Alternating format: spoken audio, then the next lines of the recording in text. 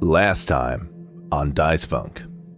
Like, Dio's used to being told, like, move this box over there, move those things over there. They're not used to being pulled around and physically engaged, so I think they just topple over immediately. Okay, it's your turn next. Can you actually roll me an attack? That's the flavor of this. Let's see if you do just fall over on them like a vending machine and end their career. Listen, I'm the law now. There's some new sheriffs in town. I'm just here to explore plants. It's okay, Dio. It wasn't murder. It was a workplace accident. If they don't officiate you as a living citizen, you can't be charged for murder. Let's go. But I think we are not considering carnivorous plants enough here. So what if it's got like bat wings, but it's basically like a pitcher plant, so it's got like a big, like gaping mouth. Yes. Into just a pit of acid. I can instantly make a flower bloom, a seed pod open, or a leaf bud bloom. Oh my lord. Okay. Okay. Where? Okay. I'm gonna make a little. I'm just gonna throw a little seed very subtly, so that a little leaf starts just growing at the top of Dio's head. Your group is here to find that information. You are the people who are supposed to be mapping this stuff out, but someone just did a very rough survey of the surrounding area. Here's the main settlement. Here's a farm where we take, food back and forth and stuff. Here's a river nearby, and then you see in each cardinal direction there are other settlements, but that's as far as it goes. If there are people beyond that, the map maker is not aware of it. So as far as you know, this is like the main settlement where people come when they come to Arabella, where they try to make a life, and a couple people have moved on further in each direction. But that's like it. Do I get advantage because I predicted they'd come wearing all red? I would like to blast them. And it seems to be some kind of combination of brass knuckles and duckfoot pistol on each knuckle. So when she punches you, she also fires 4 bullets through your body. What the fuck? This is the coolest weapon that has ever existed. If they're a person, then they shouldn't be a slave. And we thought we were liberating a slave from slave owners. Nah, that ain't how it be. How does it be? Home gang. I don't know what that means. It is an ancient practice that is essentially a kind of duel. It is a legally recognized way to settle disputes. Oh, yeah. Oh my god, that's so fun. Okay, who wants to do it? Okay, Dio, strides forward, imitating the walk she was doing. So, like, outturned toes, inturned heels, and then, cracks their neck in a perfect imitation of what she was doing. Uh-huh. And then goes, so then, home gang. I saw a spark against the dark, and we erupt, but it's a slow burn. We take our chance and start to dance, can see enough to know to turn around. The sound of a bonfire carries over fences, titillates our senses, but we don't need the heat. A chill wind is pushing you into me, and it's looking like we might be burning down. But we're a bonfire, we keep putting in, We made a weird energy in the podcast because Maury, as soon as I joined the call, Maury said Austin's. Oh, should I tell the listeners? Because then they'll be listening to it. Shit, hang on. I don't care. No, I wait. wasn't the one being Everyone sultry. be careful. No, you said the word. Fuck. Okay, well, Austin's being sultry, basically, listeners. We were trying to work out whether Austin sounded sultry today or not, and the problem, as Austin pointed out, is as soon as you ask, does Austin sound sultry, you've poisoned the well. You're listening for sultry voice at that point. Oh, Austin definitely sounds sultry. Off air, I think before Sophie came on, Austin was like, oh, no, I wasn't being sultry. I just and proceeded to sound quite sultry in his defense of not sounding sultry. I told you. He was being sultry. I'm not making this up. No, yeah, we need a double-blind study to test this. Well, how do we create that? All the listeners have already started thinking it. There's no way to lead them in without, right? I don't know. God, I have such an amazing persuasion score. Oh, I'm so powerful. Look, there's a couple of weeks before this episode comes out. We could just get a little bit of Austin's audio from this epised and just put it out with no we could context. put this like midway through, you know? I feel like, you know, you could edit this in post to like put this like halfway through the episode. But then we'd have to do warm-up banter all over again. We'd have to do warm-up banter all over again to get into the podcast, to put this whole segment at the timestamp. I'm just being owned. This is an extension of at the end of the last recording. After we stopped recording, Mari was anti kink shaming me by saying I was not a good feminist because I didn't want to get stepped on. And then this just rolled into this episode where I'm some kind of a sultry pervert. Oh, that's true. I think we're just digging deep. We're learning about each other. This is what D&D is all about. Real friends just tell each other every single thought that they have with no filter ever. Okay. All right, so we're at the beginning of a new season. Let's introduce ourselves and our characters quick. We do this for the first couple episodes just to get new listeners acclimated to which voice goes with which character. I'm Austin Yorsky, Dungeon Master. The sultriest voice. Chew Toy, apparently. You can find me everywhere at Austin Yorsky, Twitter, Patreon. Chew Toy and ally. Normally I don't like go hard on the sale of my Patreon, but I gotta say I'm getting surgery tomorrow and I don't have health insurance. Oh my god! So if there's ever a time where you thought, you know, I could chuck this guy $1 sometime if I felt like it, patreon.com/Austin Yorsky. By the time you hear this, I'll either be dead or back, so don't worry too much about it. But my jaw situation is a thing, so not to be dramatic, I think it'll be fine. I just my income is public. You can see that I can't afford health insurance, so this is gonna wipe out my savings. I have to pay for it up front if you can spare anything. You should look at I have great health insurance. It's my company's the government of Ontario. I was about to say you're Canadian. I don't want to hear anything. Yeah, I'm actually getting surgery at some point in the next couple of months from a clinic that Ron Paul went to because it's the best in the world here in Canada, and I'm paying I think it's like $300. Nice. Which is very expensive by our standards. Look, for all the problems with the UK health system, if I, break a limb, I can just show up and they'll fix it and I don't have to worry about anything. And that's pretty alright. Yeah, this is a dumb tangent, but one of the things that's interesting with that is the thing you hear a lot is with America, oh well, it incentivizes good doctors, and there are certain specialists that will go to America because they're you can make a shit ton there, but also at least here in Canada, my understanding of it is that basically the incentive is instead of being here is we'll pay you an insane amount, they'll be we have this budget, we'll give it to you to design your perfect dream clinic that will be exactly your specifications. And there's a lot of doctors who actually want to help people or do research who that is way more appealing to. That sounds cucked. Austin, did we bully you too hard? I'm sorry. No. Are you lashing out? What? It's not your fault that you're a man in authority, and therefore I absolutely have to attack you. All right, let's move on. This is getting weirdly personal. I'm just a jester. I'm a clown for your amusement. Forget about my mortal body. I just wanted to ask if you could help. Who else is here today? I'm Sophie from Mars on all of the platforms. This is me, Sophie. I play a character called Dio. Dio is a strange kind of robot thing that we called a new one. New type of guy. And, what do I do with my life? I make video essays, mostly. Sometimes I stream. Sometimes I write essays and I don't video them. And you just have to use your reading muscles. But what about Laura? That's what I want to know. Oh, me? Well, I'm Laura. I go by Laura K. Buzz all over the internet.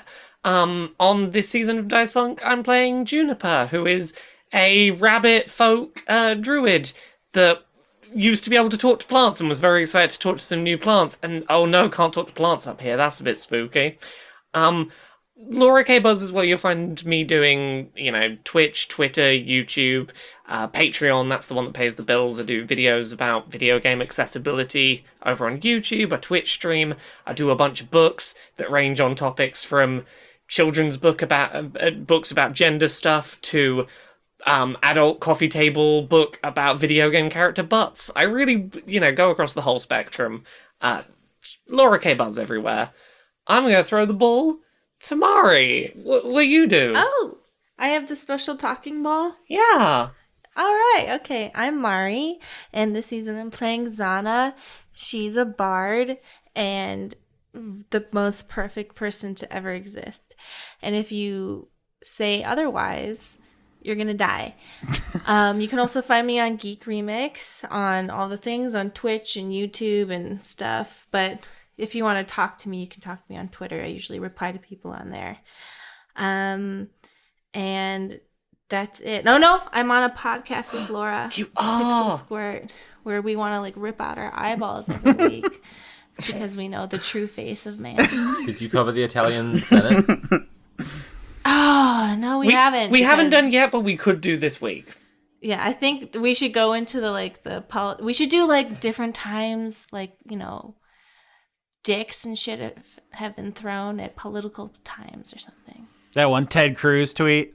You remember when that dildo was flying around at some press conference? We can do stuff like that. The history of horny elected officials? Yeah, there is definitely room for here's the porn that politicians accidentally shared. What do we make of them? What is this feminist? What you were viewing? Should I can. I'll do my. I'll just go crazy. I'm gonna introduce myself. Who are you? My name's my name's Sam.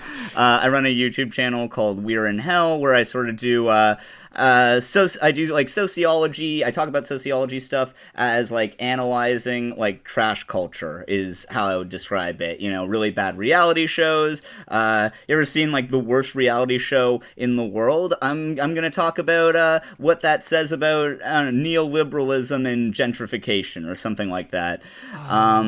Yeah. Sorry, you've just made me think about the worst reality show in the world. Sorry to interrupt you. Have you seen that one where they just abandoned the children in a Wild West frontier village? I'm doing a series of really bad reality shows, and that one is going to be the finale. They leave them to Lord of the Flies so hard that it's a whole thing. They don't interfere when one of the kids drinks bleach. It is terrifying. I haven't watched any of it yet. I'm saving it, but yeah, I'm very excited. Yeah. I'm very aware of it though. Yeah. Have you seen I Want to Marry Harry? I know, yeah. A friend of mine already did a video about it, but yeah. I'm typing it in now. Jordan Teresa did a really good video on it. It's fucking wild. I'm playing a character, Vimble Berrycheek Kalthinian IV, who is a gnome. He is his parents own a university, and he is a cartographer, which, I picked because that's peak, fail son, colonist shit. But he may be more, fittingly known as Dark Justice, who his real goal in coming here is to establish a free market, laissez-faire economy so that he can facilitate the rise of a billionaire class, which will then go on to fight crime. I already hate this character more than Nobi.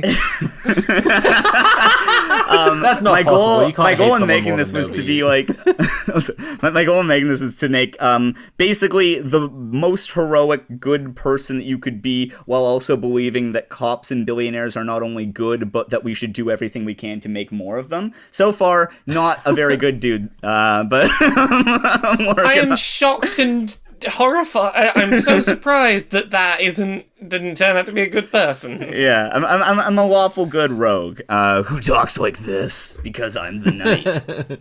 Yeah, the lawful good rogue is an interesting character premise, and I'm excited to see where it goes as long as you eventually die horribly. Well, I do have 4 hit points right now, so yeah, I feel like that's not unlikely. So last we left the adventure, the party had escaped from the settlement near the portal to the New World after accidentally killing someone while trying to liberate Dio from the people who were using them for manual labor. And the people of the town sent Red after you, a large cyclops. I just want to correct the record here. I just care about fact. I care about stopping fake news. Someone killed themselves on my character. Okay, so here's the thing. Fun legal fact. If during commission of a crime someone dies, that's a unique thing called felony murder. A famous example is if you're robbing a bank and someone has a heart attack, you actually murdered them, legally speaking. Even though you didn't touch them whatsoever. So not to get into the details here, because what we are exploring is like the formation of society. That's because, oh my god. Right, and that's because when you do a crime, you're outside the law, and then when you're outside the law, you're just doing your own society. Like, you go over there and do your own town. And so if someone's with you when the crime happens, you have to take care of them. But I think it is also worth noting that we are never outside the law because I am the law. And we're all inside you. Okay, let's podcast. Vor arc is coming. But that is what we're exploring here, is like, what is the civilization, what is society, how do these things start? I think we're in conversation with a lot of the work of David Graeber, I believe his name is. He wrote a book recently about society's beginning and so forth. And so that's some things to keep in mind here is like... Love my gravy boy. That's what his true Graeber heads, true Grabe fans call him our gravy boy. But yes, when Red tracks you down, she challenges you to a home gang, which I'm pronouncing wrong, ironically, and not because I'm stupid. And after some discussion, Dio steps forth and accepts the challenge to duel this person. And so that's where we left it. Are you ready? We're going to shoot at each other from, 40 paces. You didn't pronounce it wrong, babe. Don't worry. Thank you. Just the Swedish version of the word. I just said it. I learned what the little O on top of the letter means, and I was just telling Austin about it. And then he thought that I meant that he'd said it wrong, and I wasn't. I was just excited about the cool letter with an O on it. I love to get excited about Eldritch letters. Blast now. Yes. It's time for Eldritch Blast. So the sun is setting. It's just a really amazing sunset because the sun is so much larger in the sky than you're used to, and it creates this very strange effect as you two are like at opposite ends. You're actually right near the dividing line between like the biome you're in and the next one, which is very strange. It's like there's an artificial, we talk about like Minecraft like seam between this kind of plane and the jungle. Someone switched to the next tile set. Yeah, they ran out of jungle, and so they started putting down some desert because it's all they had. But you're like, your back is to that. Your heels are almost on the line. And you have your Eldritch Blast. The purple crystal in like the back of your neck glows, and you can shoot a force beam out of your hand. Red has on her knuckles, these brass knuckles with what are to us pistol barrels on top of them. But to you is like, an ancient artifact from the pre-apocalyptic world. That seems bad. Yes. So we're going to roll at each other. But to me, literally, there's holes on her hands, and that's kind of weird. So I've existed for like a day. I don't know what that shit is. That'd be great if you're like, I volunteered to duel because I don't know what anything is. What's the worst that could happen? That would be great if that's literally what's going on right now. Yeah. All right. So we'll roll our attacks at the same time. Sophie, this is how duels go. On 3, you cue it up. Oh my god. Oh shit. Fuck. Oh, Fuck. Oh, I'm so ready for this. Come on. All right, it's high noon. On 3? Yep. 1, 2, 3. I think I double clicked. Is that what just happened there?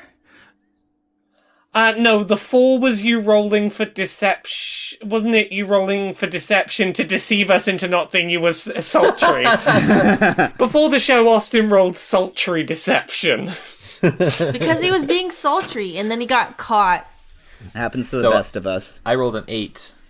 You rolled an 8, and Red rolls a 22.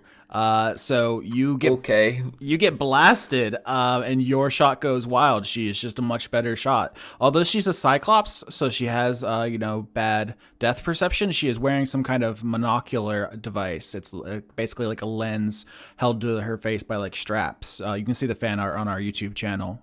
I'm gonna roll damage on you now. No, I hate damage. No, that's not right. That's not right. Calm down. Calm down. That's not right. Austin, that's several times more than my entire health. I misclicked. That can't be. 6 damage. Okay, that's still more than half my health, but it's at least it's not 23. All right. She does a punching motion, and at the apex of her punch, there's just 3 explosions, a crack that splits the evening, and you feel just this impact on your chest. You are not knocked unconscious, but does it hurt? You're a statue. I think I experienced force sensation at the very least. Do I feel pain? That's a good question. I want to say you feel something akin to pain. Maybe it's different than old ones feel pain. You're a new one. You have the hip new emotions. Worms don't feel pain, but they have the sensation to squirm. I think I feel that it's damage, and that's very bad because all of my existence is my body, as far as I'm aware. I don't know. I haven't thought about that. Yeah. Holy shit. This is a very scary thing that's happening to me right now. I haven't thought about where I'm physically contained, and as far as I can tell, the thing I'm physically contained in is getting damaged. Oh, that's really stressful. Yeah. Uh-oh. A lot of this all goes through your mind at once, and everyone looks at you. And you. Dio doesn't feel physical pain, but does experience a panic attack. Yeah, so everyone sees that. Does anybody have any reaction? Because Red lowers her smoking fist and seems satisfied as the Eldritch Blast goes over her shoulder. Maybe she does even a cool little head tilt as it goes by, or like a Dragon Ball Z villain, and it slams into the ground behind her, and then she just blows the smoke off her knuckles. Juniper's gonna rush over and attempt to use Cure Wounds? ? Does this work on a robot friend? If so, magically, I don't know what the flavor would be of plant druid trying to... For balance purposes, if this doesn't work, we're consigning Dio to some severe trouble. So, well, what if that plant you gave Dio heals Dio? Maybe have some tendrils off it start growing down to sort of pull things together and try and mend bits of damage. You know what I think I like? The plant. Yeah, it doesn't pull things together.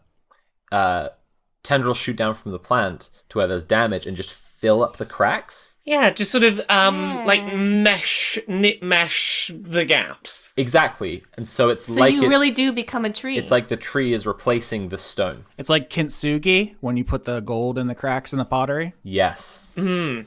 Yes, I love that. I saw a whole felled oak stump table, a dinner table that was like that. It was really cool. So yeah, you can heal 1d8 plus 3. Yeah, I love healing 1d8 plus 3.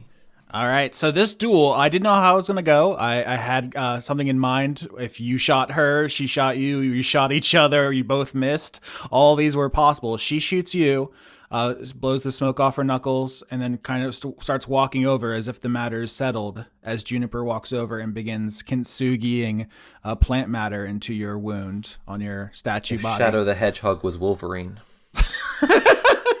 We evoke and invoke Shadow the Hedgehog so frequently on this program. It's the best video game. It's so fucking good. You're an edgy Sonic the Hedgehog with a gun. What? It's so good. You're black-hearted evil, light-hearted hero. I am all I am. I am all I am. It comes up so often, though, that makes me feel like I'm being judged for being too Shadow the Hedgehog.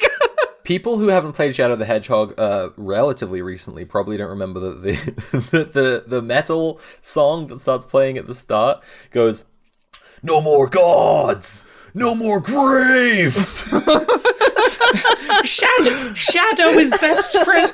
Shadow is best friends with the United States president. Everyone forgets that. I've never forgotten it even for a moment. The president has a photo of him in his drawing office. Why are the lips on Shadow all worn out? Oh. All right, so does the party do anything as Red's walking over? You see, that Dio is in immortal danger. Do you respond, or do you let her approach? Yeah, I want. I think Dark Justice is gonna step in here. I want to throw some darts at the contraption that she has on her eye. What? Now that's smart. 7. Unless it's magic. And damage is would be 12. No, 7 does not hit. You whip a dart at her, Vimble, and she catches it mid-stride, doesn't even look at you as she continues walking up, and then when she stands there, she starts picking her teeth with it. Xana jumps in between big mommy milkers and goes, "Hey, babes. So don't pay attention to the little man in the furry gimp suit. He's just don't even look at him. Like, he can't even hit you. Don't worry about it. It's like a mosquito. But you did just shoot a literal baby. And so I think maybe we just need to calm down and take a few breaths and relax a little bit." Red says, I can't believe you've done this. Red says, "I'm calm. Are you calm?" If everyone stops shooting with their fingers, yes. She doesn't move the barrels of her fist guns away from Vimble's head as she's talking, by the way, for the rest of the scene. Unless I say otherwise, she's always pointing her guns at Vimble's head. She says, "I win." Yes. What does that mean? Does that all of us or just the big statue baby? That's a great question. Red says, "Up here, trust is the only currency. And I've marked you. You can't be trusted and everyone will know it." With what? What did you mark us with? I guess Juniper, you look up from the wound full of plant material that you are fixing. So, are all of us marked or just Dio? Y'all are traveling together, no? Everyone will see. Wait, do people just see a robot with plant material and are like, "Oh, that's Red, that's Red's mark"? Okay, cool. In the Wild West, if a dude showed up who had a bullet hole in him, yeah, that's fair, and was bleeding to death because he'd lost a duel, you don't take him into your house sometimes if it sends off a sketchy vibe that this guy's got a bullet hole in him. I'm not saying everybody wouldn't let the guy in, but lots of people wouldn't. Oh, I'm having to resist the urge to, in response to this, in spite, just be something like ice knife to the face and be like, "Okay, well, you've been marked too now." Yeah. This is not my character, but I, the player, am just I just want to fucking leave a mark on you.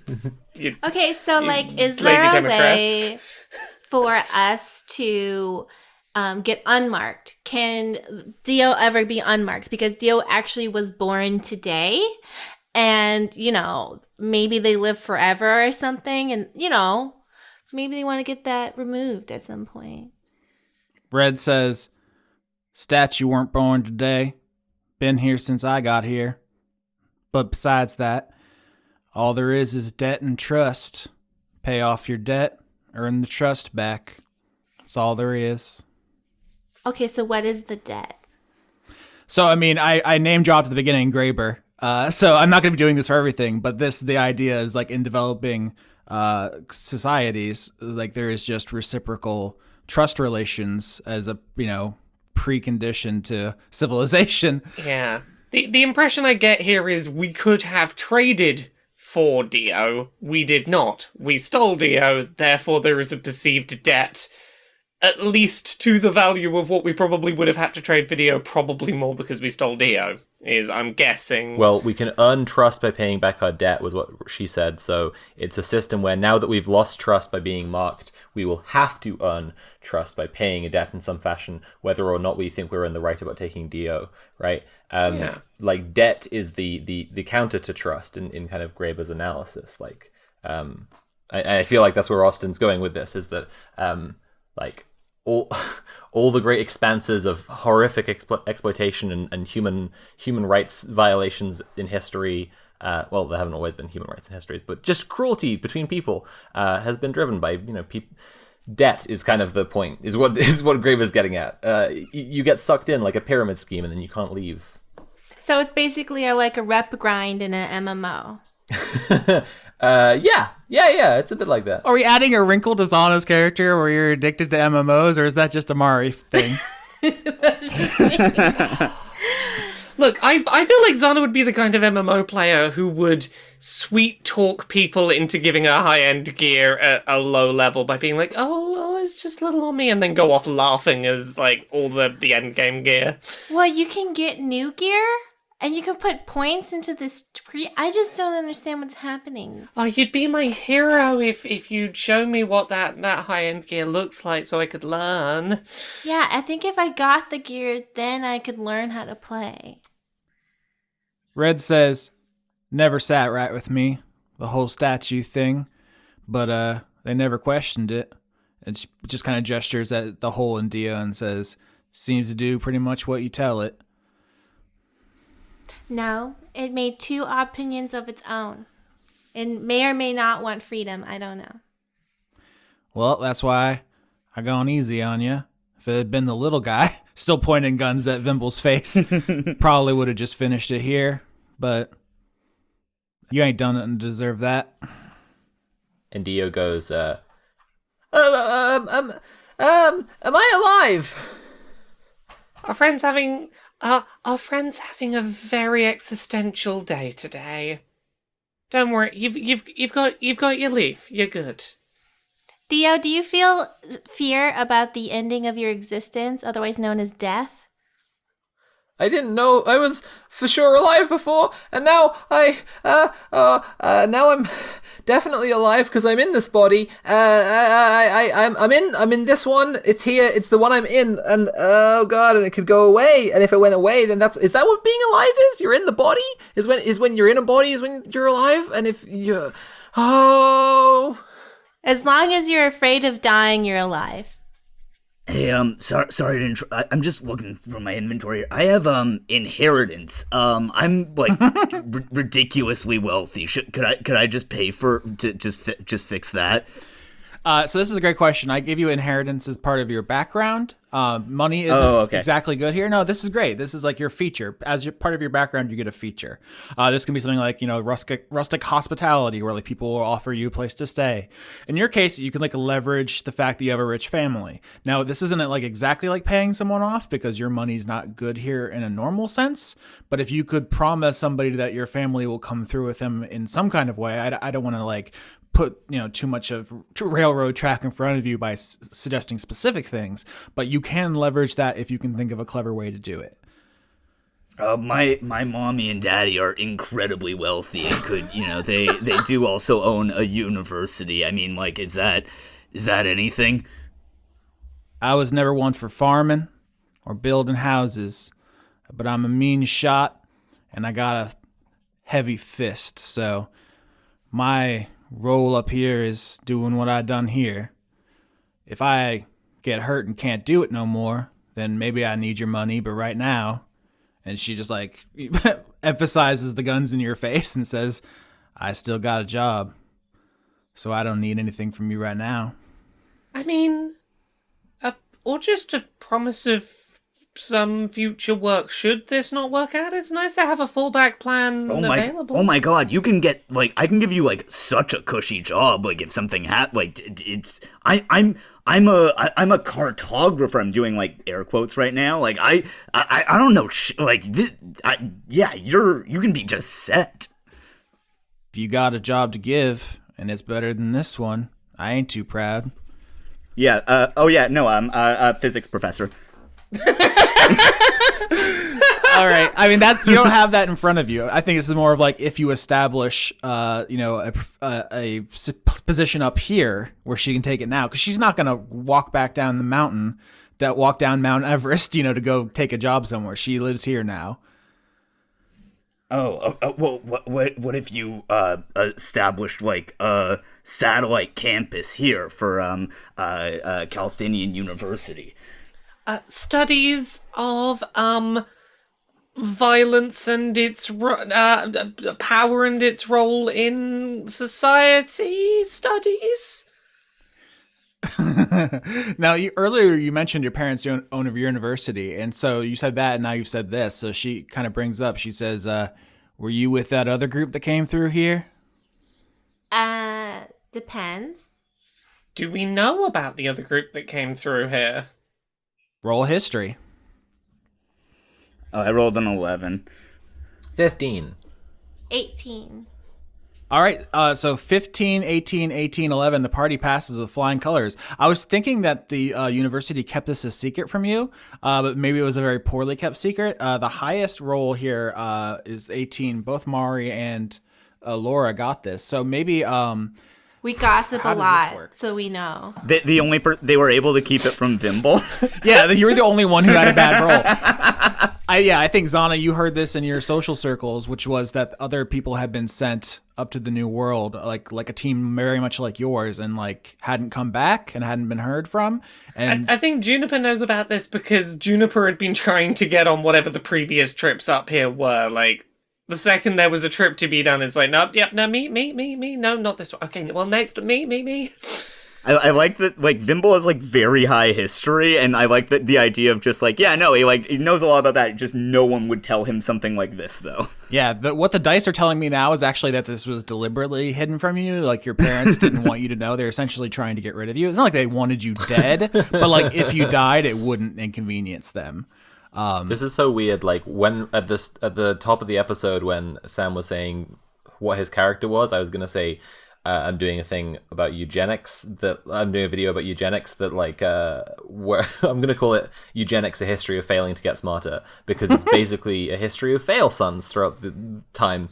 And I was gonna say, I wasn't going to say, but like a lot of it's based on Graeber, and now I'm like reeling because of how well Sam's character fits into Austin's Graeber debt world.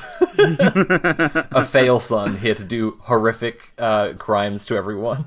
Yep, this is all of a piece. So Red asks, were you with the other group? And, Juniper and both Xana are able to say like, oh yeah, we know about them. No, we're not with them. And this all just hits Vimble like a truck. You're like, what the fuck? You all knew about this? And wait, what? Wait, what? No, he weren't with the last group, but we're aware we're not the first ones who've been sent up here. We know that much. But tell us the gossip right now, please. I mean, I suspect there's a reason that we got that the other groups didn't just finish the work and that we got sent up. I think fill in the blanks there. What are you talking about? You weren't invited to the previous thingies that went up. I mean, like, look, clearly they didn't send you up because they wanted to make sure it was a safe thing to send groups up for first, definitely. Right, so they confirmed that it was safe to send groups up, and then they sent me. Also, you clearly make the best maps. Right. Right? Totally. So, I mean, I would think they would want that on the first trip, not the after some trip. Well, they send the bad map makers up first in order to, get a rough sketch, and then, we can compare to your maps and be like, aha, yeah, now we've got all the details and we can, verify things. It's right, make your totally, verification. Yeah. What if the map, the thing changes over time? You send the best one up at the end. Yeah, it might change every time. That's probably it. And Vimble's like just sort of like sulking and just sort of like hunching over, and like he's got like drawn his cape around himself. opting out of comedic deception because my character is a literally born yesterday baby is a decision that's torturing me right now. Red says to Vimble, though, "It seems like you aren't wanted back home, little guy. It's a shame. You aren't wanted up here either."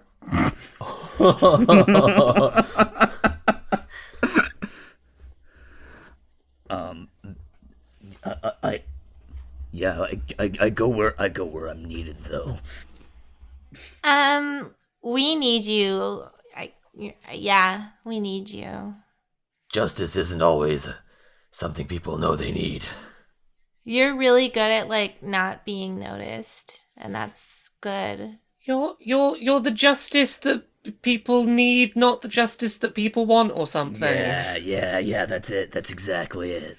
Yeah, you're like the knight and stuff. We deserve a better justice, but you're the one that's here. Yeah, thank you. Thanks, guys. Sometimes I know I act tough, but sometimes I'm not. Sometimes I don't feel very much like dark justice. Oh my god. Okay. I am being 100% sincere when I say that I have only ever thought of you as Dark Justice because I don't remember your name. I thought your name was literally Dark Justice. Is there an alternate? No, that's good. That works. I actually don't know anyone's names. Oh my god, Dio. I'm Xana. Hi, I'm Juniper. Hi. Red also introduces herself to you, Dio. Oh. Gun still pointed at Vimble's face. Vimble had a little insecure meltdown while at gunpoint. Well, so Professor Red, are you how are we feeling about this you starting your own university here? So I'll say this out of character. Because you rolled so well and because you have this background ability, you can offer Red a job if you have one. What you're suggesting isn't really to me fictionally workable at this precise moment. Okay. But like it's on the table if you can think of something. But yeah. Well, can she be like an outpost that we can send, I don't know, owls back to or something? There's no postal system. I don't know. That's what I mean. Can she be the beginning of a postal system? So what does she know the area? Can we ask if she knows the area, and would she like to be a guide? Oh yeah. What if you could I'm the resident cartographer here, but you seem to be able to handle yourself and be able to know the area. Would you be able to help us with that as a service to the university with the promise of payment forthcoming for your services? Now, I don't want to say I'm an expert. I've been to settlements in the north, south, east, and west here. And she points behind you all to the jungle biome and says, folks set out in each direction to try to see what there was to see. Maybe set up a farm or a little mine. The researchers came out this way. Wanted to take a look at the animals and the weather, I reckon. But haven't seen them since. They ain't come back, so maybe perhaps they got ate up. I mean, it sure sounds like we could do with someone big and strong who is one of the few people to have survived. You know, that is very important work and skill set you've got. I know you're trying to flatter her, but it sounds a little bit like you're trying to patronize her.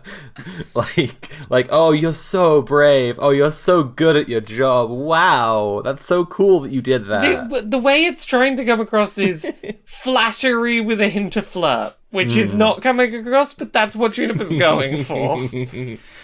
So here's an interesting thought: is that the stakes, as Vimble has just learned, is that, like, your family doesn't care if you die. In order to be accepted back into that world, you're going to need to make a big discovery. It's not enough to just kind of walk around in the woods and then go home. You're going to have to actually accomplish something up here in a big way. Juniper wants to do that, so that's not a necessity so much as just a bonus of this. But then there's the fact that getting back home, there's this settlement that hates you, and where you're not trusted, and someone blames you for a death. So that's a big impediment.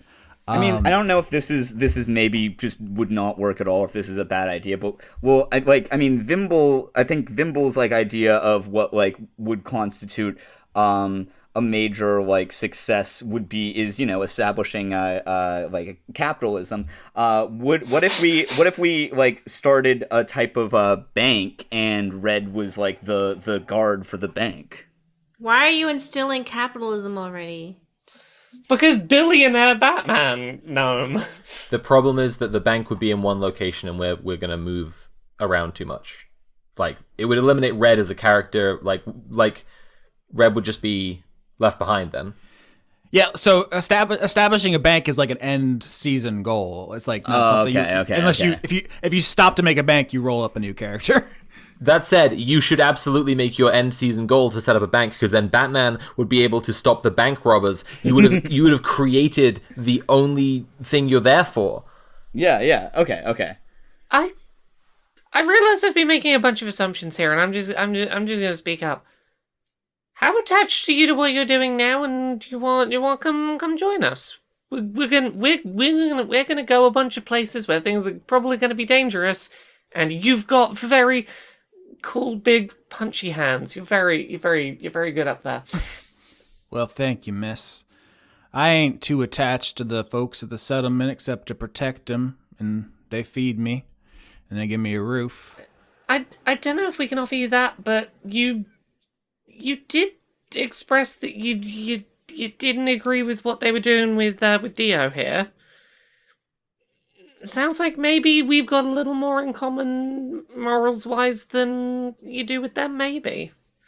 Yeah, this was something I was trying to think if the dwarves and orcs would vocalize. I feel like I didn't have them do this because I just didn't think in character they're thinking along philosophical lines at that particular moment. But like to them, Dio wasn't a slave. There was a statue and they said, "Hey, pick up that box," and the statue picked up the box. They didn't see it the same way you did. But she does see it closer to you. Yeah. Like, look, you could stay with the people that just saw our friend here as property and not worth, not worth feeling anything for. Or you can come with us and find out what on earth Dio's whole deal is, and also probably fight some cool stuff in these woods. Red says, "Well, you lost home, gang, so I don't think I'm going to throw my lot in with you forever, but if you can give me a cushy job after your success, I could ride a ways with you, introduce you to the settlers in the jungle if there are any left." She, once again, tipping her hat in the direction of the foliage behind you. If you can get us, if we survive this journey and get back to university, I'm pretty sure Batman Gnome over here can get you the cushiest job, just sat in a nice office where literally no one expects anything of you. I just found out my parents sent me here to die. The least I can do is give you a job that pays way too much and doesn't do anything. Well, sun's going down. Y'all gonna make camp or just wander blind into the night? I mean, night seems like a bad time to make that expedition. We probably should camp up and set in the morning. Although, and Juniper looks up, I don't know how much light there's going to be in there in the day, regardless. Yep, so this is an interesting decision point here, because you can absolutely just walk in and see what happens, or you can make a camp and then we'll get survival rules. Is there any kind of role that Juniper could do to try and, from the outside, get a sense of what pros and cons there would be either way? For example, as suggested there, like, is there going to be any much light in there in the daytime anyway? That kind of thing. If it helps for deciding anything, Dio has sat down where they fell when they were blasted and is just holding their knees. Nature check to answer your question, Laura, I think. Okay.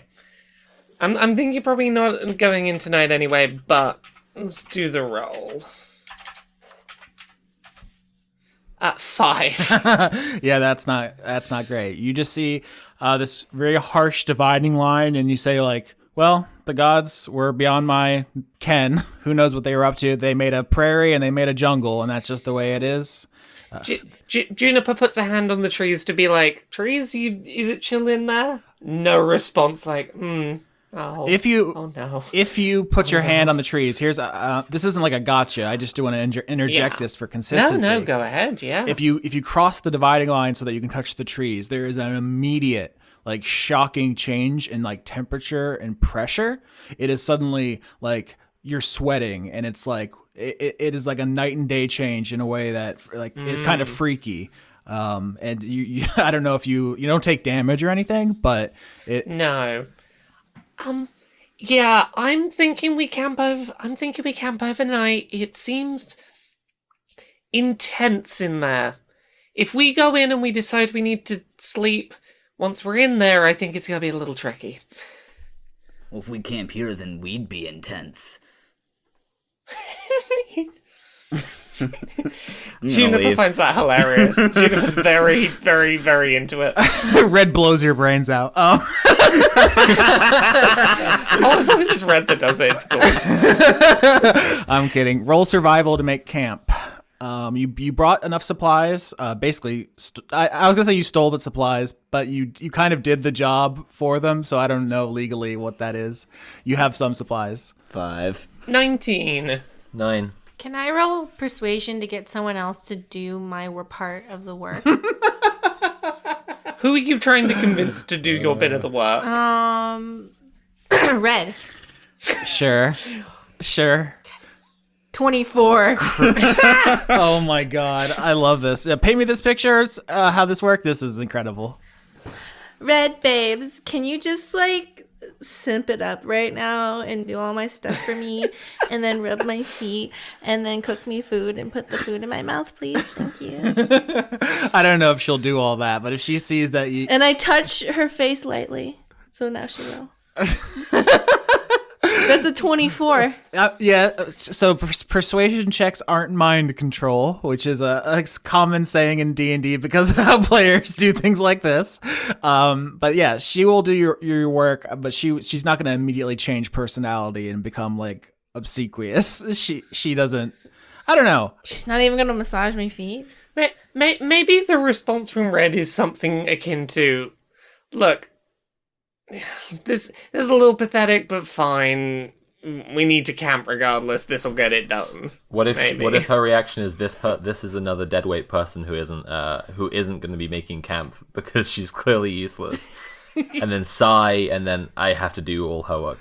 Yeah, that's what I was picturing. Xana like looking at like the tent supplies and being like, "Oh, the hammer's so heavy," and Red's just like, "Whatever, just let me do it." But if you if you like put your feet in her face and are like, "Give me a foot rub," That's. I'm actually laying on the ground with my feet in the air, wiggling them, and then like doing a huff every once in a while. Like no one's doing this. Oh, this me. is really upset for me. Oh my god! With a 24, maybe she does it.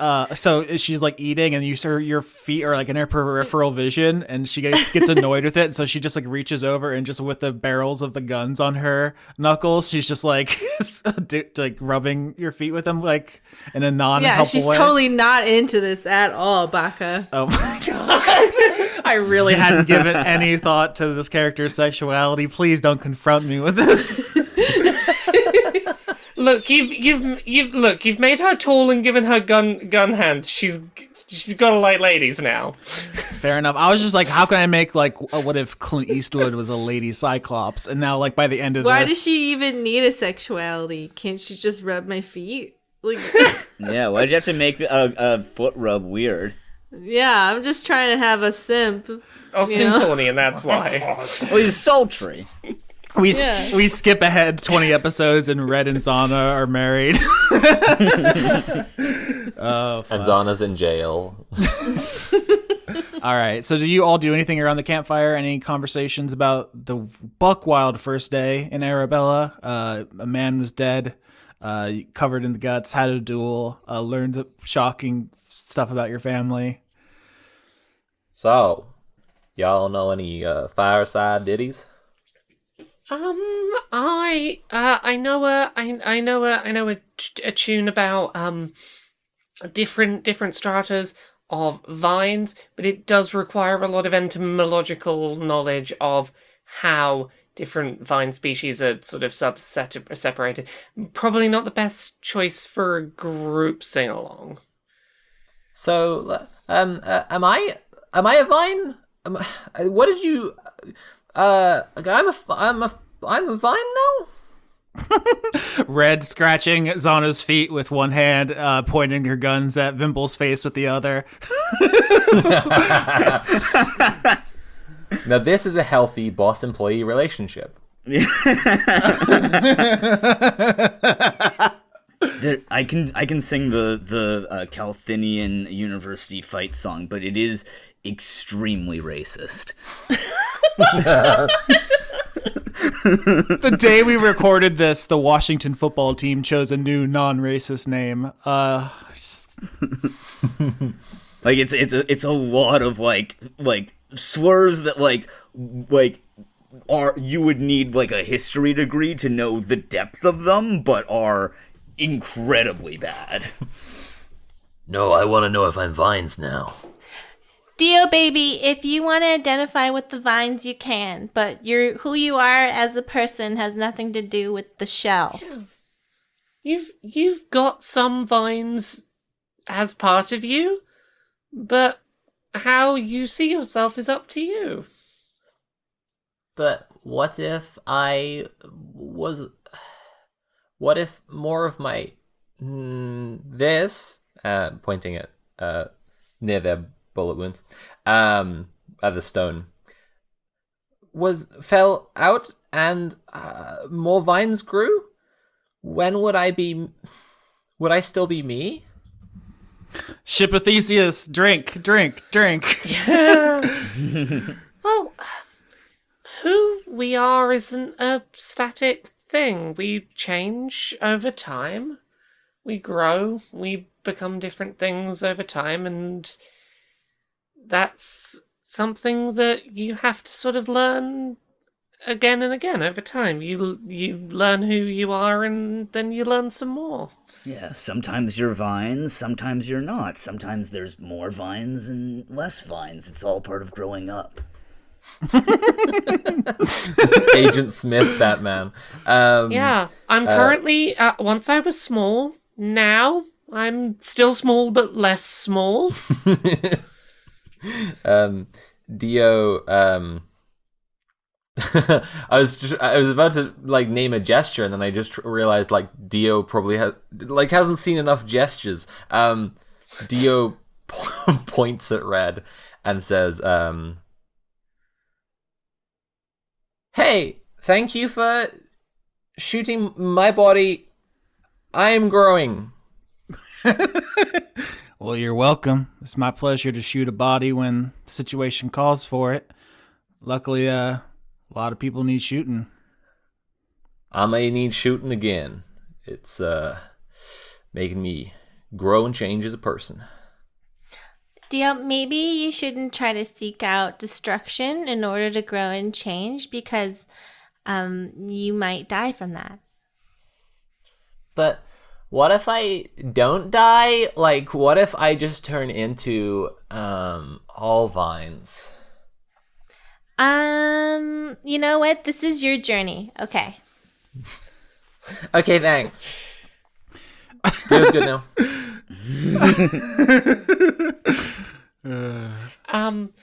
So, Red, how long have you been up here? Oh, a while now. You know, the first person come up here, Captain Young, did the first expedition, came back home, split up the crew, went on a second expedition. I came up with the third, with Captain Dwayne, and I settled down here just because, you know, without no law, some people taking things, hurting people, didn't have no one to turn to, and I didn't have anything back home. You know, it's criminals and failures up here mostly. mean, it's also new. There's not a lot that can have gone wrong up here yet. Like, I only got here today and I keep just stopping and looking around at the fact that this place is just... nothing's been ruined. And that's pretty magical. Enjoy it while it lasts. We're well on our way to ruining it.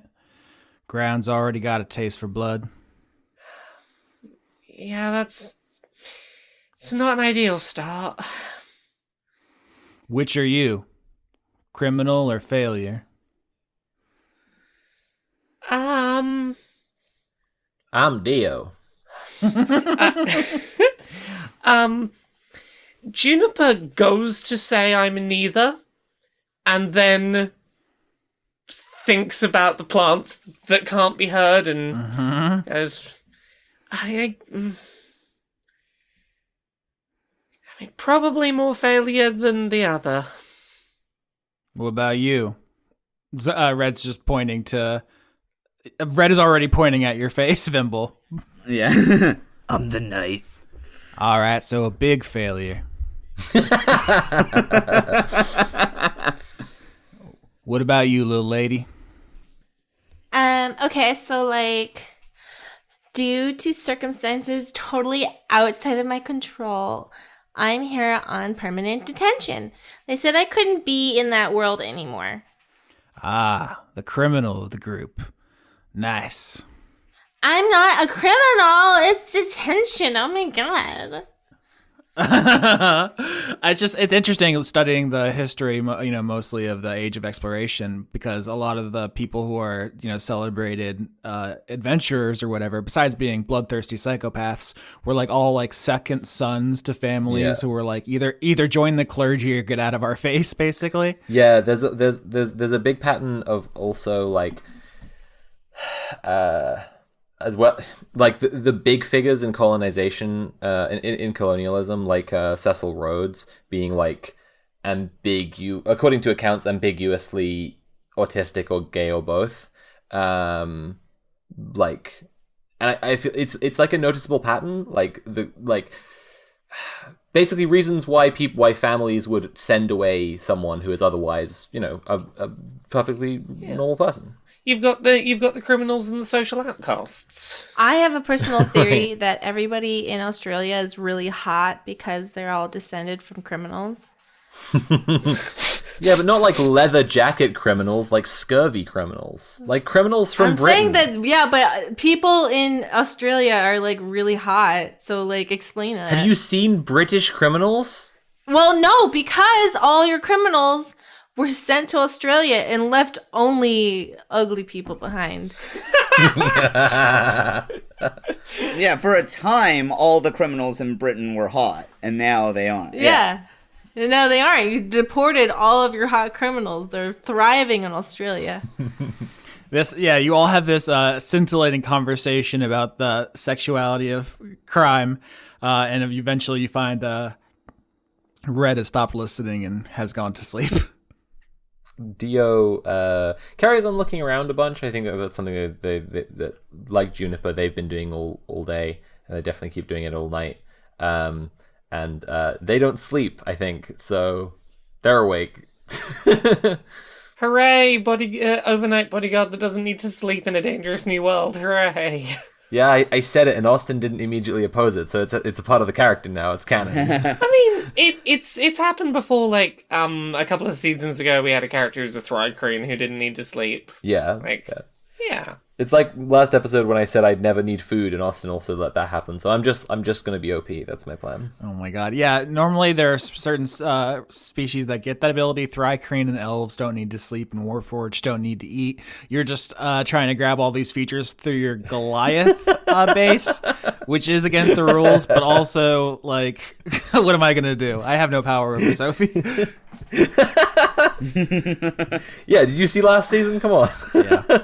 I should just count my lucky stars. You didn't murder Red in her sleep.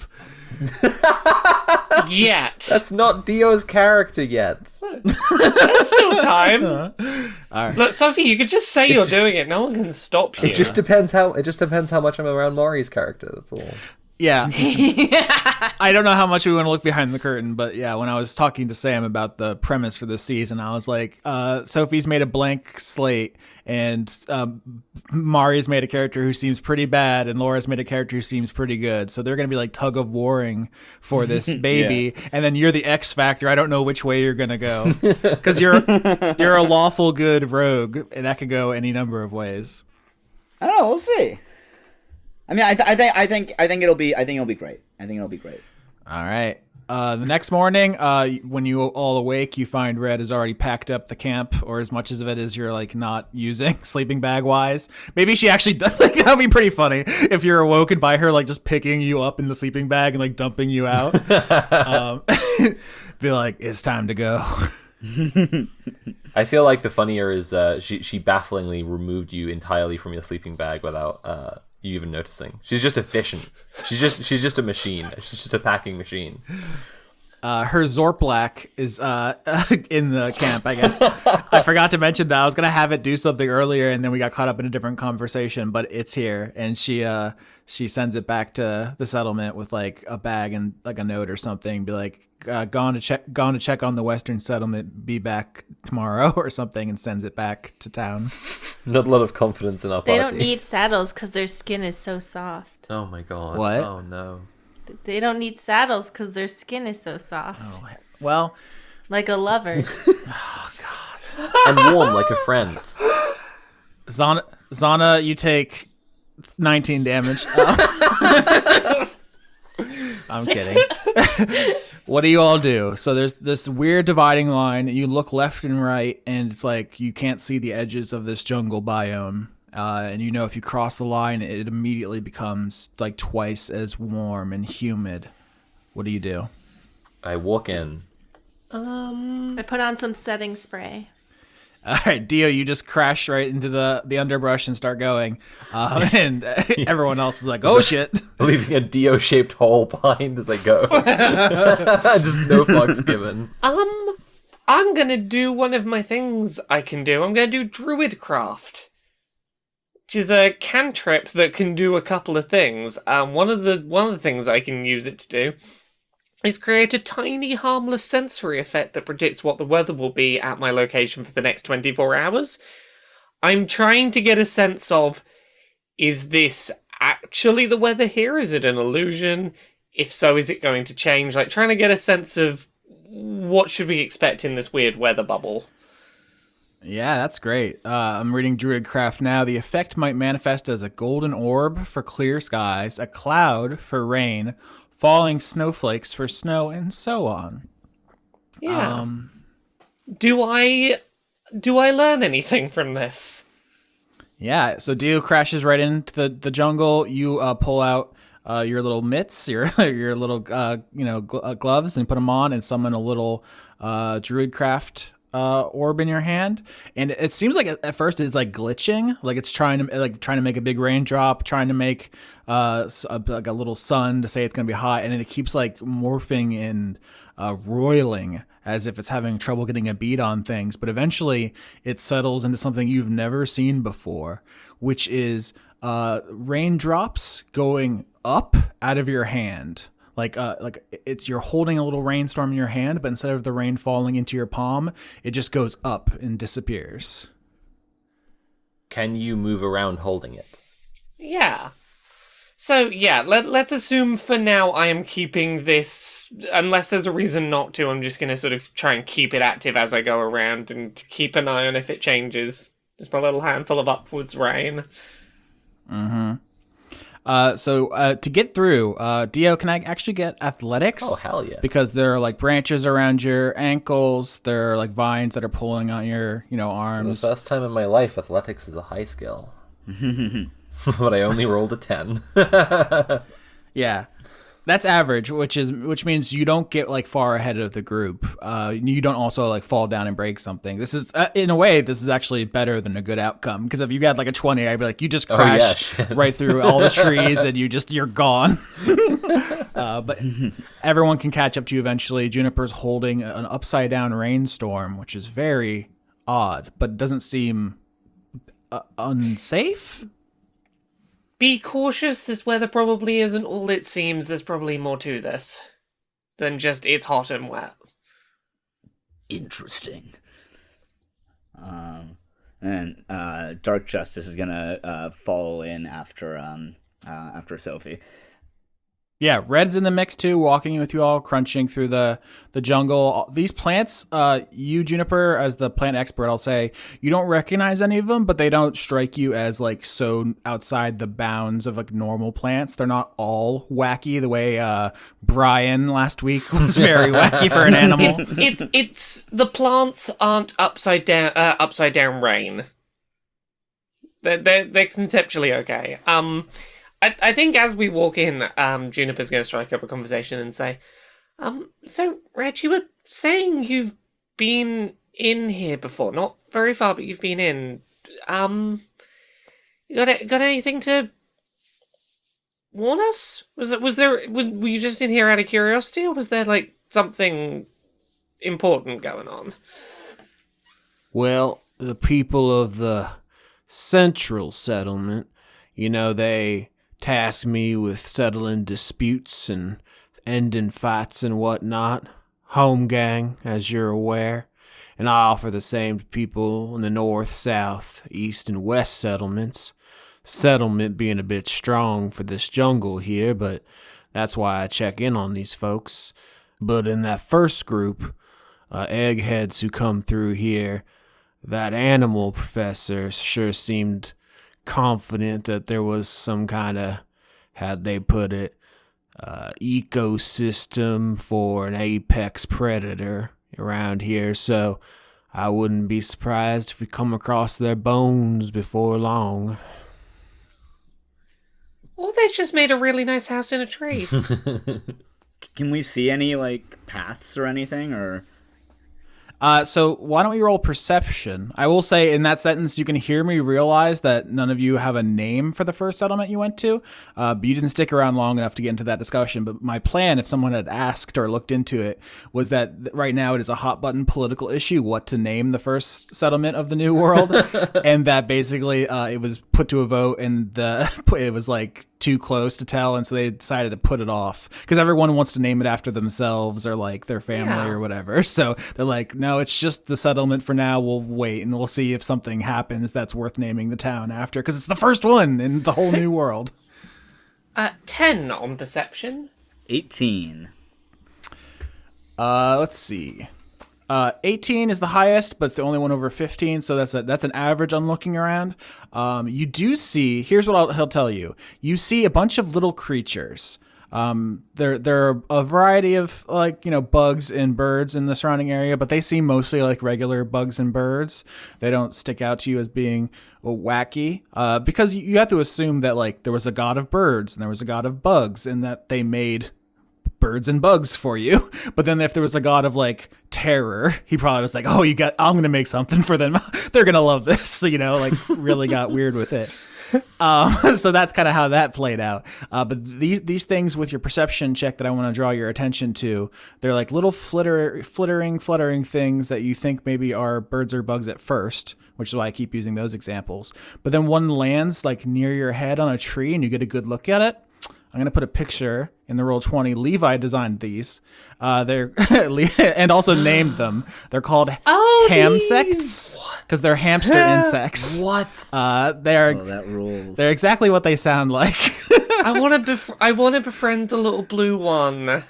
They come in a wide variety of colors, red, green, orange, but they're like little round mammal creatures, just little soft, squishable guys, but they have like almost see-through. Austin, you have to make these real. We have to make these real. Austin, make it real. Hey, so everyone on this podcast who's been creating abominations and horrors, you could have been creating this at any moment. I didn't make an abomination, I made Brian. What's wrong with the Zorblak? They're soft, like a lover.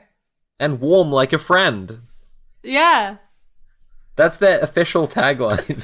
Soft like a lover and warm like a friend. Look, next time we're asked to create something, I'm gonna chime in and try and make a nice, cute, soft, small thing. It's gonna be lovely. Oh, I mean, I've got my friend made something that's very similar to this that I think might like add a bit of like nice flavor. I'm just posting this in the Discord right now. These are Scrump rumps, which I think are. Oh my god! It's like these, but much thicker. Oh, they got little butts. I don't like the way he's looking at me. Yeah, why is he presenting? It's got quite a sultry look on its face. Yes, no, that's intentional. Wait, why am I seeing through them? Why am I seeing their organs and their boobs? That's sultry right there. Why does it have breasts? Here, I'm gonna try. There's a lot of pictures. I'm gonna try and find some more. There's like a vivisected one. Is that a vagina? What am I looking at? Yeah, no, they There's a whole specific backstory. My friend Maya Ben David made they're called Scrump rumps. There's it's elaborate backstory where they're like sort of a mythical creature that likes having sex with this like gardener who like is like tasked with getting rid of them, and that's what keeps them in line. You're just putting your friends. Sam, it's 2:13 a.m. where I am. Please, I'm begging you. Okay, so the audience doesn't know anything about Sam right now. I'm suggesting maybe posting this as your announcement you're joining the cast. I mean, it's just a shout out for my friend. I don't know why you're... Oh my god, as the video goes on, it gets hornier. They have wings! Ah! It's so much hornier. My friend is horny. This isn't my thing. This is my friend's thing. It's your thing. That's No. and you're into the fact that we're reacting. She would be very upset about me taking credit for it. For the audience, if you Google Scrump Runt is the first result. Scrump Runt, Maya Ben David, yeah. SCRUMP space RUNT. And we're going to move on, but I do like the idea that every time I say, can you all come up with an animal? Laura and Mari have a fucking duel. It's like the way this episode started, where you both have to draw your pistols to make something cute or horrifying first. Oh. Well, no, I let it be. I just listened to the cuteness, and I was like, that's a good one. I know Maya Ben David. She made the Snake Girl Holocaust film. Yeah. Nice. What? Yeah, she did. She her rocks. Snake Girl Holocaust thing is awesome. She's so cool. This episode took a turn. They're ham sects. They're very cute, and they're fluttering all around you. But they do seem, delightfully chicken nugget sized. So you figure if there was like a predator who's at any moment about to come out and like eat your face, they wouldn't be so present. They would be like running and hiding. Oh, are they pink? Is there any pink ones? Sure. I grab one. That's pink. Animal handling, please. Oh, shit. Okay, hold on. Come on. Let me have this. 20? Oh, nat 20 plus 1. Oh my god. Oh my god. We're bonded for life. We're psychic. So you got a crit. Oh man, I wasn't ready for this to happen, but something very interesting happens. You grab the ham sect, Xana, and you feel... The Scrump Rump. No, the Scrump Runt is something else. We can introduce it later if you would like, if you want to put that in my canon. I feel like your friend is going to sue me if I do that. Yes, she will. Okay, well then there's no as a Scrump bit, Runt. that is her thing. She likes feuding with people and like threatening to sue them. Okay, Well, let's not do that then. Okay, Scrump Runts are not canon. Here's what is canon. Here's what is canon. Well, I think it'll be fine if we like say like copyright Maya, you know? No. Austin, what's canon? Tell us what's canon, Austin. It's 2:30 in the morning. You grab the ham sect, and there is like an almost electrical feeling that goes into your hand. It's like you put your finger in a light socket, and so like it runs through you, but not in like a damaging way. You don't take damage. It's a very strange feeling. Can you Constitution saving throw for me? Oh my god. What's happening to me? Yeah. I didn't know you were going to crit. This wasn't going to happen unless you crit. Alright, so that's a 17. Great. So this chill runs through you. It is powerful, but not overwhelming. If you had failed, maybe you would be overwhelmed by it, but you stand it pretty well. And you, your view, like looking out your own eyes, swirls a bit in front of you, and then you just suddenly see a completely different view. It is like a much smaller view and it's higher in the air. You swap bodies with the ham sect? Did I Freaky Friday? That's a good question. You look around through eyes that are not your own. I look. I look at myself and go, "Wow, I'm like really hot." And then I try to see if I can move my own body while looking at myself. You know, instead of just like being like, "Oh my god," I just go like, I see like, can I move myself around? So I'm looking at myself at different angles with the ham sect, the pink one. This is incredible. So you look at yourself and you're like, oh wow, I'm so hot, which is fucking great. And you see the half-elf Xana kind of sit down on the jungle floor and begin scratching behind their ear with her foot. Yeah, and then I run over and I, squeak and stuff. Oh, I fly over. Uh-huh. All right, I Freaky Friday with the ham sect. Uh-huh. All right, so if I like jump on myself, do I switch back or something? So do you want to? Can this be like a flip-flop thing for whenever I need to? Oh, you're getting ahead of me a little bit. Would you like to be back in your body? Yeah. Is that a thought that crosses your mind? Crashing through? Yeah. And just smash into her? Okay, well, if Xana stops and sits down, I think the group notices and you can start to walk back. But if you, in your mind, Xana, want to be back in your body, yeah, your vision swims again and you're seeing the ham sect as it flies over to you to look at you. Hell yeah. And everyone can see Xana sitting on the floor of the jungle getting like progressively dirtier as this hamster is up in her grill squeaking and flapping. You were right down there. You are getting mud on your outfit, which I'm assuming is not your jam. I wouldn't think you're not that kind of person, right? Can I, as the hamster, try and do some sort of performance or persuasion thing for them to understand that I am the hamster? So right now you're in your own body, but you can switch back to the ham sect if you would like. Oh, okay, I'm back in. Oh, hey guys. I like switched bodies with this little pink thing, and I look even better than I thought I did because I got to see myself through the hamster's eyes. But also, like, oh my god, this is my buddy. Oh my god, it's like you have the world's most powerful compact. You can see yourself from any angle now. Wait, how? I don't know. We just like had a connection, Austin made that compact joke, but I feel like this hamster is filling the ecological niche of the mirror. Like, you don't have a lot of mirrors in the Wild West, right? Looking glasses, as they called them. There you go. Yeah, this is so funny. I thought maybe this would come up like halfway through the season. We're in episode 3 now, aren't we? So are you just swapping back and forth now, just being like, yep, that. Can we do this with like all of the animals or just like ourselves? Just like some? Is it like, you just have to find your little soulmate? Juniper instantly asks how it's done because Juniper wants to try and do this. Okay, I just like picked one because it was pink and pink's my favorite. So maybe you have to like pick something that calls to you. Yeah. I think what's funny about this is because you grabbed a pink one and then you kind of swap back and forth a couple times now.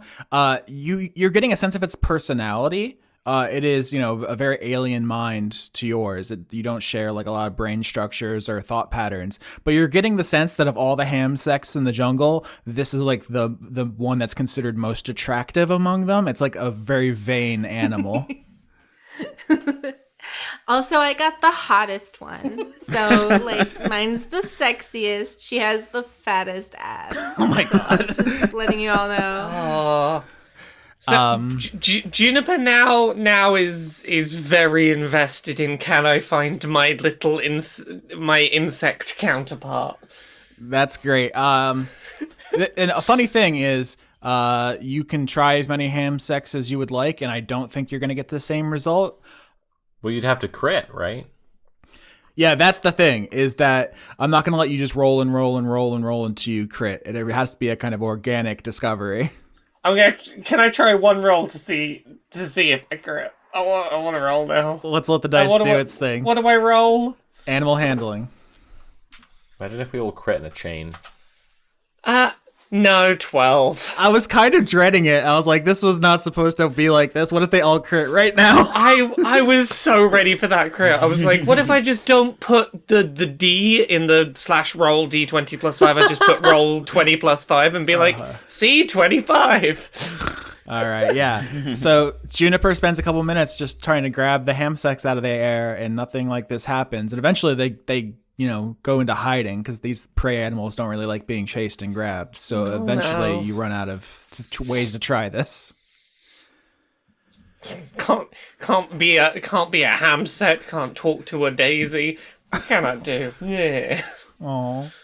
Yeah, but like, what if a really cool one comes up later? I don't think Juniper would try again for a while. If a really cool one comes up, it's probably not going to match with Juniper. Don't worry, Junie. You're probably gonna like match up with a giant like dragon or something. Look, the one that Juniper would match up with is probably hiding in a bush, keeping very well away from the big scary predators. Oh, so is it like if we crit animal handling on anything, and then it becomes? Oh my god, it's not just the ham sects. No, yeah, it's on any animal. Oh, fuck, I'm gonna crit on a Brian. I'm gonna do it. Goddamn Brian. That's really all of us are just going through life trying to crit on a Brian. Yeah, pretty much. So after watching this shenanigan scenario for a while, Red eventually gets fed up and says, "Come on, we ain't got time to play with these animals."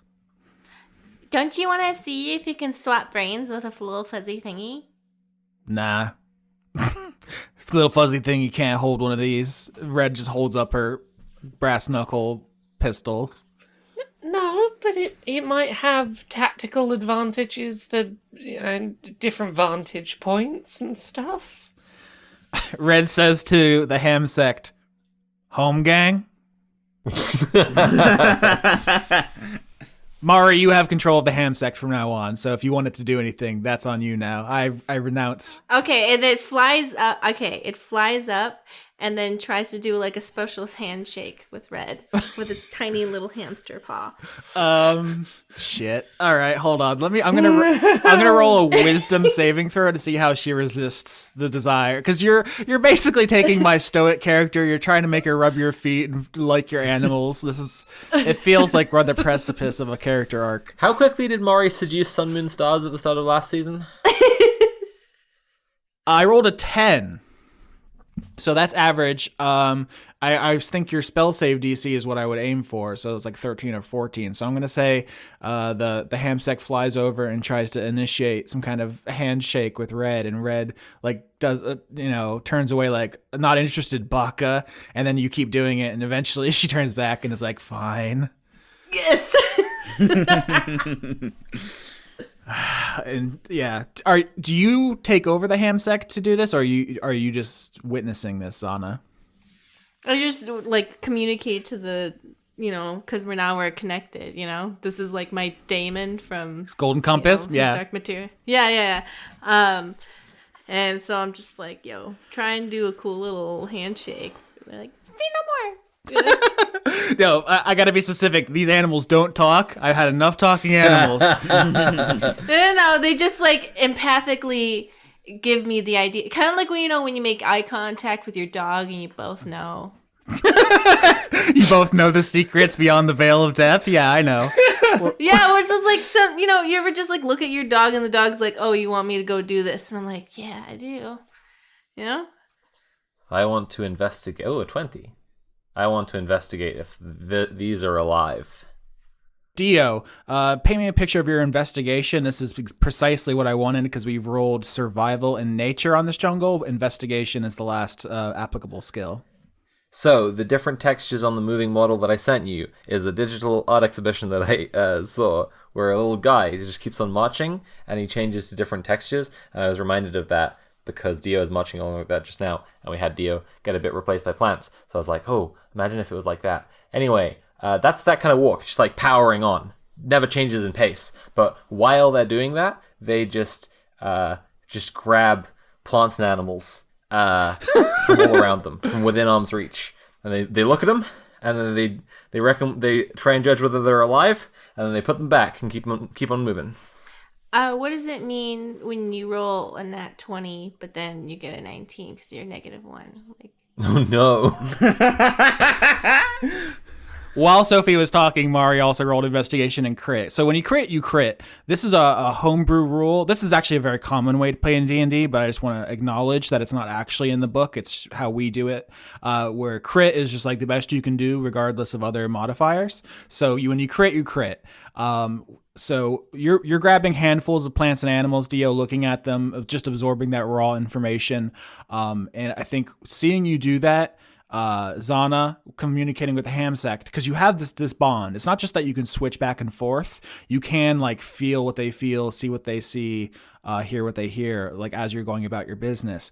And so the ham sect kind of communicates to you wordlessly, like, oh, that one's poisonous, don't touch that. Like, oh, over there or something. well, no, they're gossiping me. They're gossiping to me because they're supposed to be like, my emotional equivalent, right? Exactly. Like, they're being like, oh my god, that plant over there is the poisonous one. Mm-hmm. Like, don't even, Exactly. And so you see Dio pick up, a rock or something, and the ham sect communicates to you that like, oh, that rock is from that weird structure over there to the west, and that that's news to you. You're like, a structure? What does that mean? And so with your crit, what you get is exactly where to go thanks to your ham sect.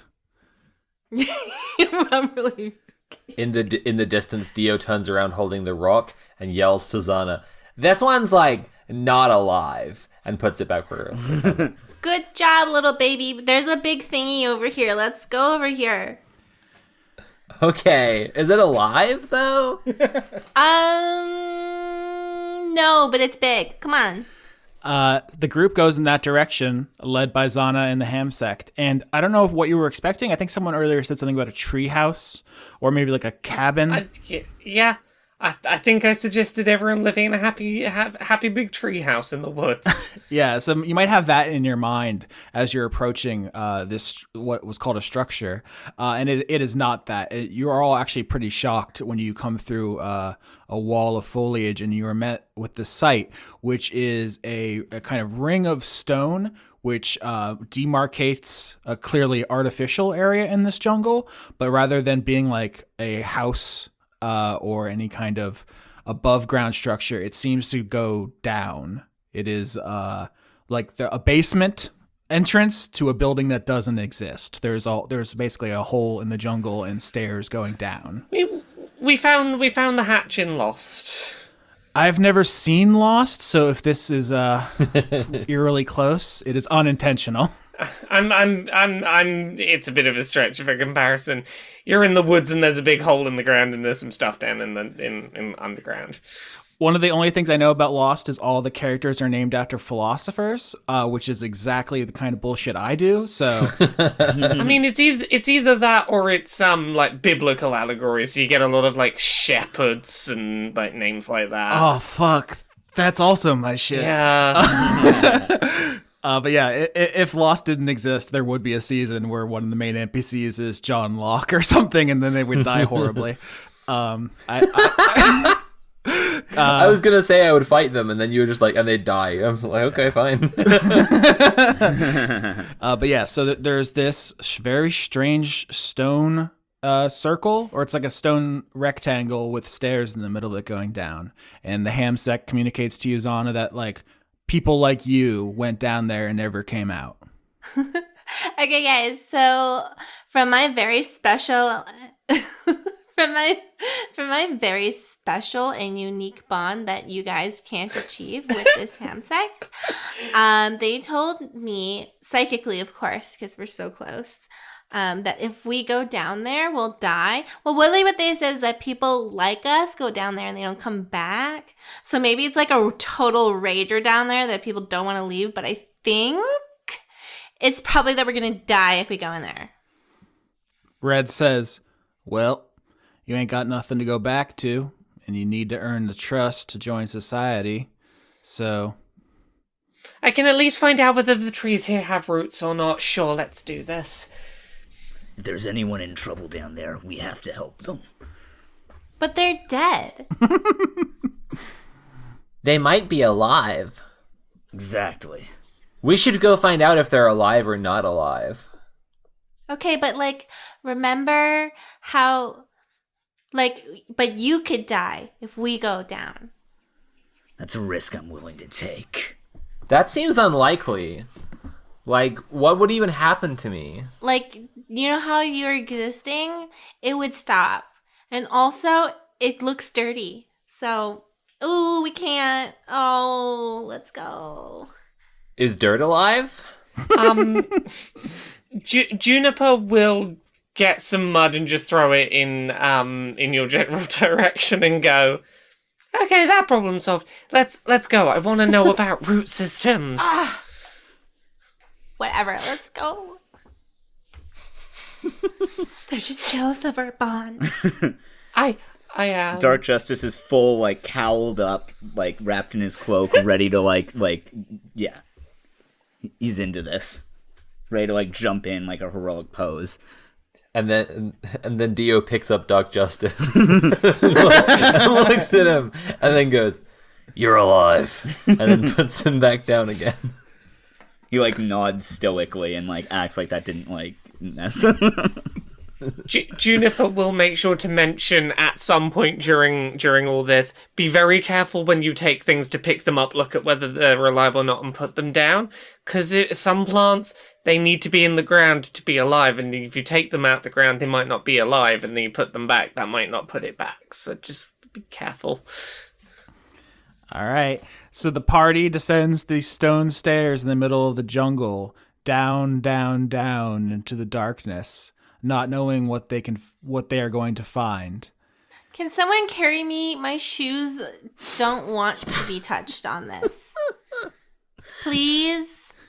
As your voices echo in the stairwell, growing quieter as you descend down into the depths, back in the jungle, there's just the distant squeaks of ham sex and the snapping of branches as creatures move about.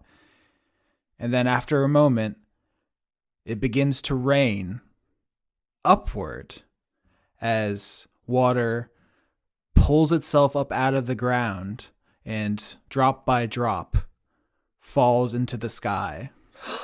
Oh, I've just realized I think I know what's happening. Is this just the water cycle? The water table just happens back and forth here. The water goes down, then it goes up, then it goes down again. Oh my god, it's ecology on a flat Earth. Yeah. The sun sets all around you, and the water can't travel around the world, so it just goes up and down. Just like in real life. Yeah. I saw a spark against the dark, and we erupt, but it's a slow burn. We take our chance and start to dance, can see enough to know to turn around. The sound of a bonfire carries over fences, titillates our senses, but we don't need the heat. A chill wind is pushing you into me, and it's looking like we might be burning down. But we're a bonfire, we keep putting in. Oh, we're a bonfire, I keep putting in, you keep putting in. I take your hand, but you demand a different love, a different touch. So off we go to burn below.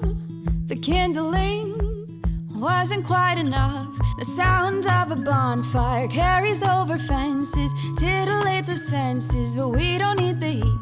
A chill wind is pushing you into me, and And it's looking like we might be burning down. But we're a bonfire, I keep putting in, you keep putting in. Oh, we're a bonfire, I keep putting in, you keep putting in. Ooh, ooh,